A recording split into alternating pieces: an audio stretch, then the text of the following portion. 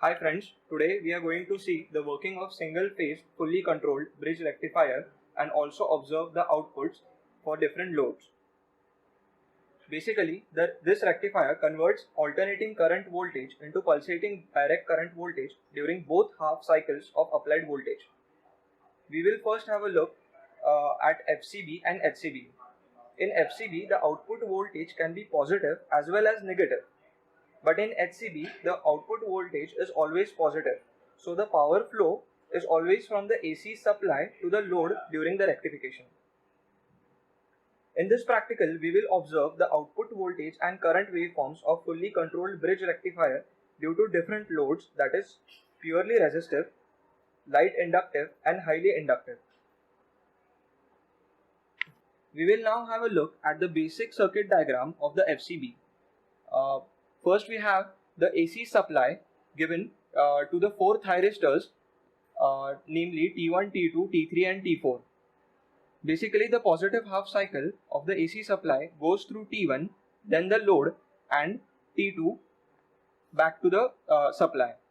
Similarly, in the negative half cycle, T3 and T4 thyristors are triggered. Now I will explain the actual circuit diagram that we are going to use in the chassis. This is the step-down transformer that gives the supply voltage and it is step-down. These are the 4 thyristors that we are going to use in the FCB. These 4 thyristors are connected through switch S1 and S2. So basically we can select the HCB and FCB by selecting these switches. The C and D terminals of this circuit are connected to the load, that is heavy inductive, light inductive and resistive load. By controlling the switch L on and off, we can decide if we want to select only the resistive load or the heavy inductive or the light inductive loads. This is the FCB chassis that we are going to use. Basically we have 3 switches, S1, S2 and S3 to select the working, that is HCB and FCB. We select the switch as FCB, both the switch 1, switch 2 and switch 3. The switch 4 is internally connected. The switch 5 here, let's you determine to select light or heavy inductance. So I can select heavy or light through this switch. S6 is for inductance on and off. So basically this is off and this is on.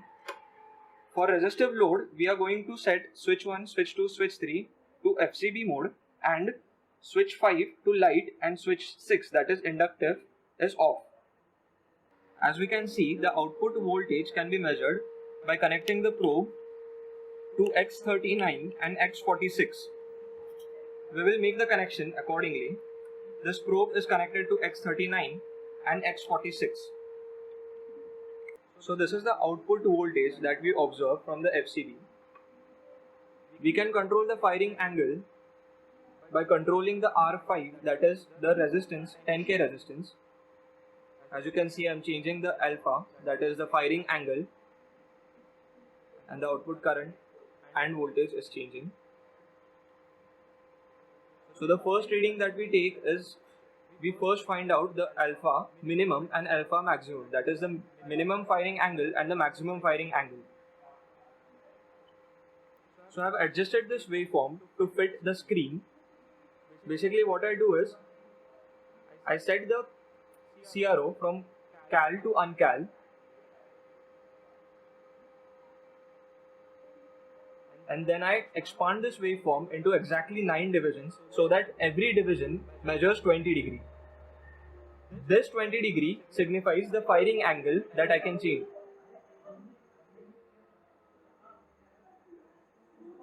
First I will take the reading of alpha minimum, that is the minimum firing angle.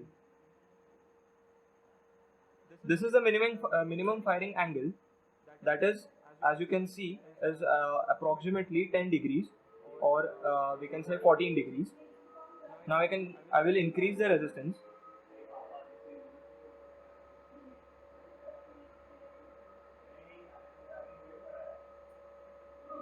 This is the maximum firing angle that we can obtain through this chassis, that is 160 degrees.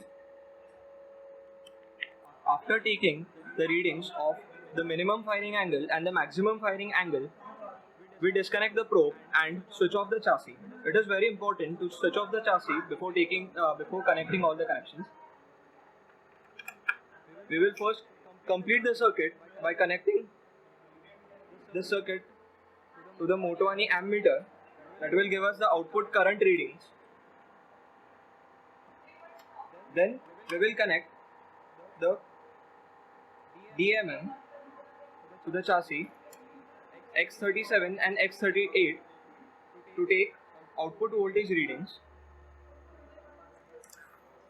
We will now connect the probe to X39, that is the output voltage, and X46, that is the ground. This is the ideal waveform that you should observe for the R load. This is the alpha, and this is the maximum peak voltage, that is the maximum output voltage. You can change the alpha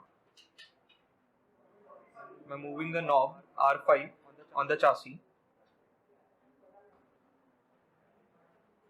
For taking the alpha reading, we will first set the CRO in uncal mode and expand it to 9 divisions of the CRO. These 9 divisions signify the whole pi of the waveform. One division signifies 20 degrees. So basically, this alpha is at 80 degrees. This is 60 degrees, sorry. You can change the alpha. This is 40 degrees now.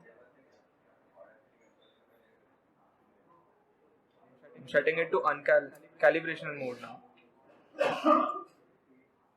For taking the readings, I'll move the X position.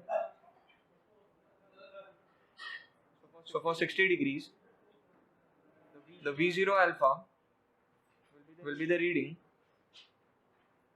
I take from this 0 point, ground point. I've set the ground to this division, and this. The peak voltage will be 4 divisions from the ground, that is 4 into 5, 20 volts, and V0 alpha will be 2 divisions, approximately 1.6 divisions, into 5. As mentioned in the manual, I've connected the positive terminal of the voltmeter to X37 and the negative terminal, that is a common terminal, to X38. We will get the Vs, that is a supply from that is the AC supply on this DMM. We can see it is 17.2 volts. We can get the root 2 Vs, that is the maximum supply voltage from it. This is the Moto One ammeter that I have connected to XA, that is X39 and X41. I've set the range to DC, and I can change the divisions as per required. Right now it is slightly above 50. That signifies it is somewhere about 0.51 or 52 amperes.